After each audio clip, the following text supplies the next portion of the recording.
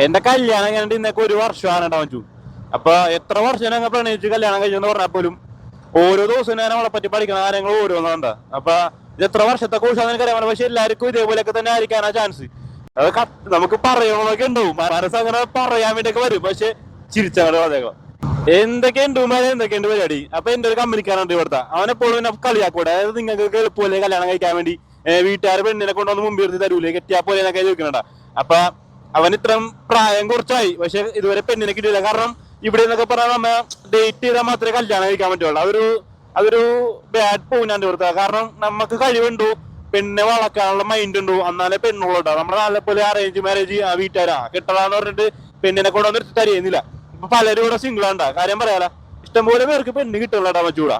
എന്താ സംഭവം പറയാൻ. അപ്പൊ നാട്ടിൽ കെട്ടാത്ത ചേട്ടന്മാര് അനിയന്മാരൊക്കെ ഉണ്ടെങ്കിൽ ഉണ്ടല്ലോ, നിങ്ങൾക്ക് ഏറ്റവും എളുപ്പത്തിൽ പെണ്ണ് കിട്ടാൻ വേണ്ടി മറ്റേ നമ്മുടെ നാട്ടിൽ മാത്രമാണ്, വേറൊരു ആയത്തും നിങ്ങൾക്ക് പെണ്ണ് കിട്ടില്ല. കാരണം മര്യാദക്ക് അപ്രോച്ച് ചെയ്ത്, അല്ലെങ്കിൽ എനിക്ക് അതിന്റെ ട്രിക്സ് പറഞ്ഞുതരാൻ എനിക്കറിയാൻ പറ്റില്ല. പക്ഷെ നമ്മൾ അപ്രോച്ച് ചെയ്ത് നമ്മൾ ഡേറ്റ് ചെയ്ത് കല്യാണം കഴിച്ചാൽ മാത്രമേ പെണ്ണ് വരുള്ളൂ കേട്ടോ, എല്ലാ രാജ്യത്തും. നമ്മുടെ നാട്ടിലാണ് ഒരു ഇത്തിരി എളുപ്പമായിട്ട് എനിക്ക് തോന്നിയിരിക്കുന്നത്.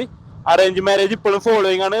വളരെ ചുരുക്കം സ്ഥലങ്ങളിൽ ഫോളോ ചെയ്യാനുള്ള അറേഞ്ച് മാരേജ് ഇപ്പോഴും നമ്മുടെ നാട്ടിൽ ഫോളോ ചെയ്യുന്നത് നമ്മളെ ഒരു ഭാഗ്യമായിട്ട് കൂട്ടിയാൽ വന്നിട്ടാൻ പറ്റൂ. അപ്പൊ ഇന്നേക്ക് എനിക്ക് കല്യാണം കഴിഞ്ഞിട്ട് ഒരു വർഷമായി.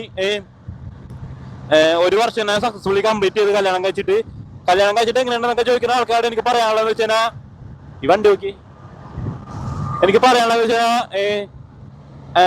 എല്ലാ ആർഗ്യുമെന്റിലും നമ്മൾ ഒരു പിടിക്കരുത് മച്ചു. അപ്പൊ നമ്മൾ ജീവിക്കുമ്പോഴേക്കും പല പ്രശ്നം ഉണ്ടാവും. മറ്റേ വീഡിയോസിലൊക്കെ പറയല്ലേ, സമാധാനമാണ് മെയിൻ.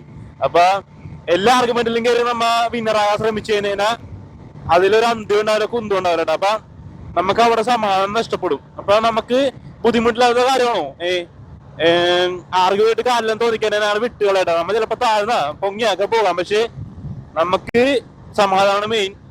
ക്ഷമിക്കാനും സഹിക്കാനും പഠിക്കണം, എന്നാൽ മാത്രമാണ് കല്യാണ ജീവിതത്തിൽ അല്ലെങ്കിൽ ദാമ്പത്യ ജീവിതത്തിൽ മുന്നോട്ട് പോകുള്ളൂട്ടാ.